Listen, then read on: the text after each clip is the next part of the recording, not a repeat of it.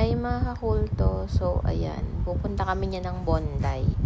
Pero, yung mga clips ay nandun pa sa aking Digicam. Ay, net. Instago. Instagoogle. Insta ganon. So, yan yun ako. Ano nasa foot.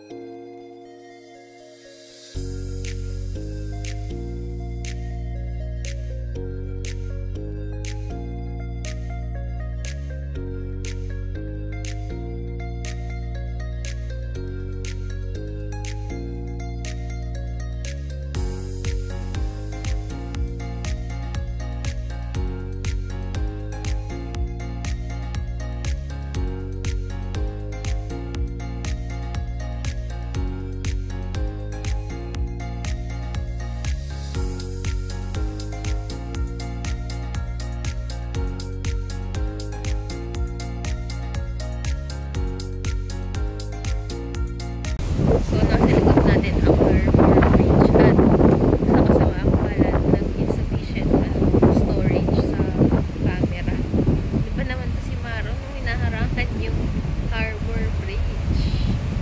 Ito Darling Harbor. Tignan nyo. Di ba?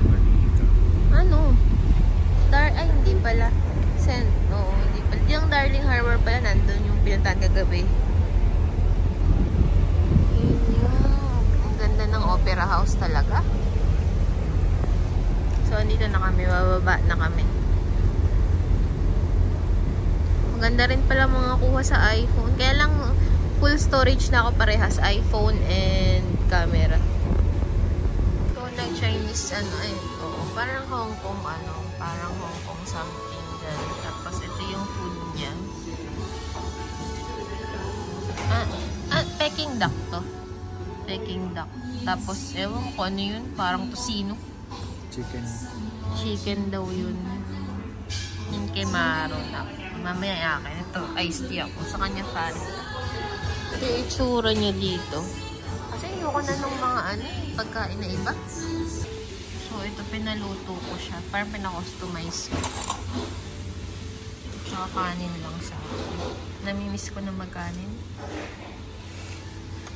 Totoong tea. Hindi siya parang concentrated na ice. Ito siyang tea.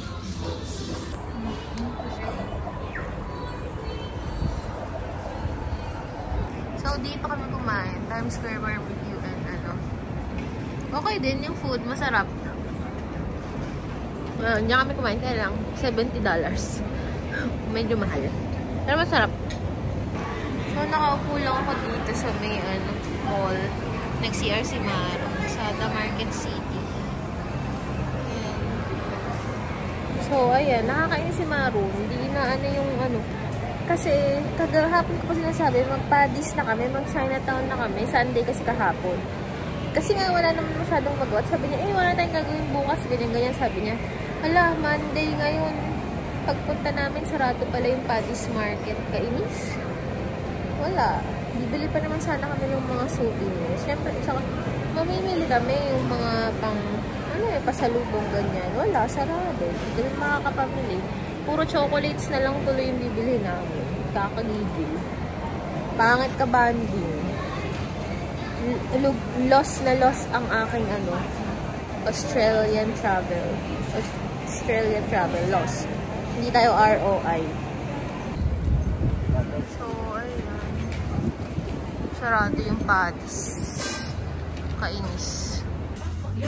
Kumain kami dito. Mga ano ba yung bingsu and kaya toast.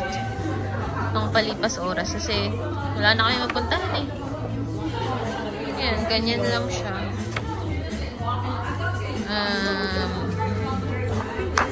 Ayan, coffee.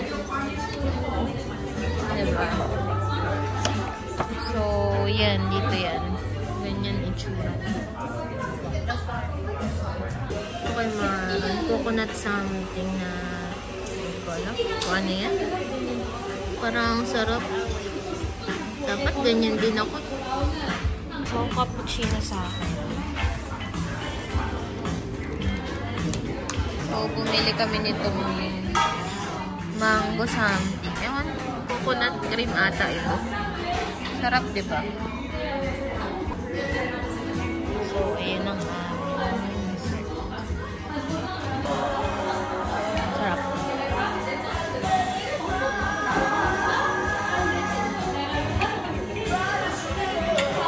Sarap. Ano siya? 7 out of 10. Malambot yung tinapay. Ito, ewan ko, parang maalat yung ano. Maalat siya. Pero parang pang-balance kasi matamis itong ice cream. Pumili ako ng strawberries. 300 pesos lang. Eh, nung tinignan ko to sa supermarket, sa Hyper, na 790 yung ganitong tatak. Siyempre, bumili na ako. So, bumili din kami ng golden kiwi. Actually, nakatry na ako ng golden kiwi sa New Zealand. Yun yung mga nilafang-lafang ko. Ano siya, maasim. Tapos pag kagat mo, pag ninamnam mo na siya, matamis siya. So, New Zealand to, golden kiwi. Magkano nga dyan? So, last day na namin. Pahinga mode. Lala rin kami mapuntahan eh. Pag umikot-ikot pa kami, gagastos lang. So, bumalik muna kami. Tapos, babalik ulit kami mamayang gabi kasi may pinapabili si Sol na pabango. Tapos, kakain kami, dinner. And then, yun na, wala na, packing na, ganyan. Sarap nito. Mahilig ako sa mga berries, lahat ng berries. Hindi din ako ng ganito. Blueberries. Diba? Okay.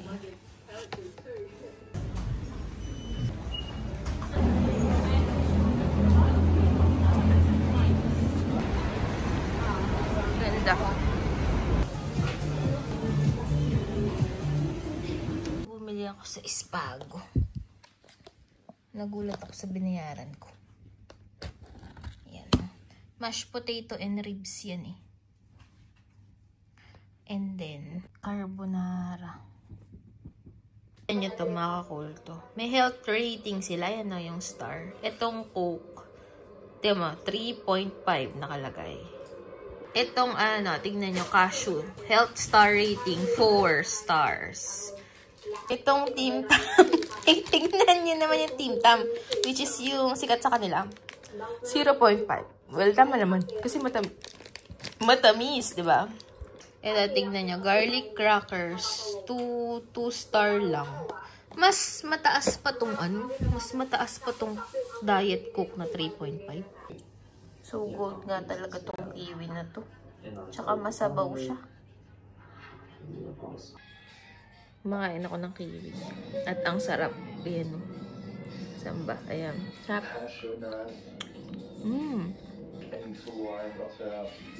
Golden kiwi ng Australia. Try nyo.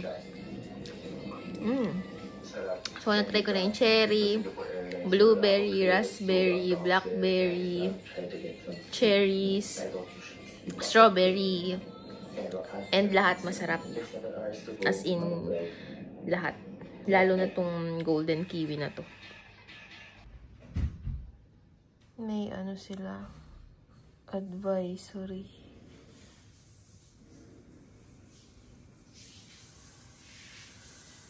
Paano pa naman kami? Flight namin ngayon.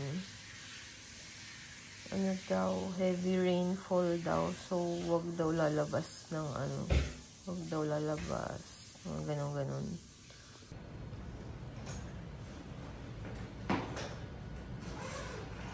Buti nga, hindi pa ganun yung ulan eh. Mabigat.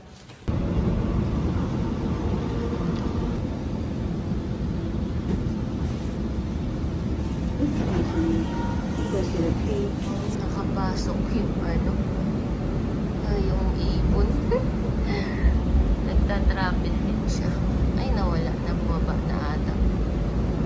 Ayan siya. Oh. Ewan saan pupunta yun.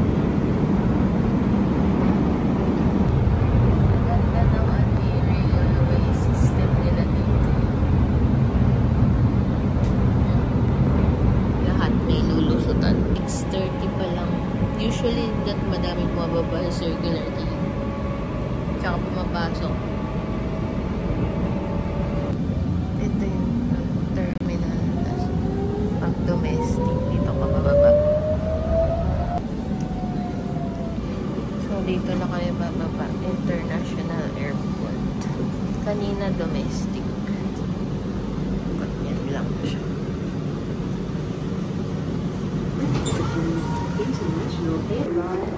Ayan, lift ka lang dito sa International Terminal. Diba? Then, lift to departures ka lang. Ayan.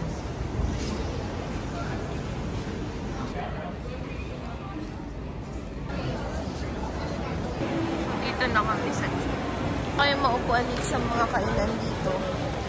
Tap kami ng restaurant. Saan pwede umupo? Kasi 1 hour pa.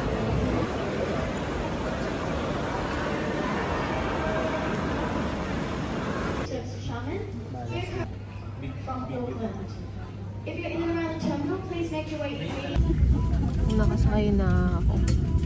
Magalayo kami ni Maron. Ako number 48, siya 18. Tapos nagugulat bakit magkahiwalay kami. Pinili ko talaga yun. Sobrang lakas ng ulan. Buti na lang tapos na yung travel.